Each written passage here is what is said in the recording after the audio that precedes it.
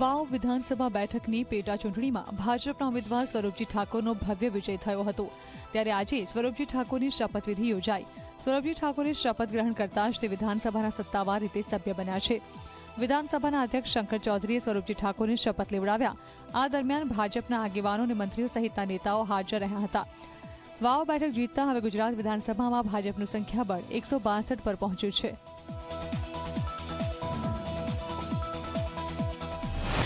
હવે અગાઉના કામો વા વિધાનસભાના વિસ્તારના કામો છે એ અમે સાથે મળીને કરીશું।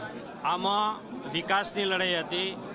લોકોને 18 આલમની વિકાસ જોઈતો હતો અને વિકાસ જીત્યો, એ 18 આલમની જીત થઈ।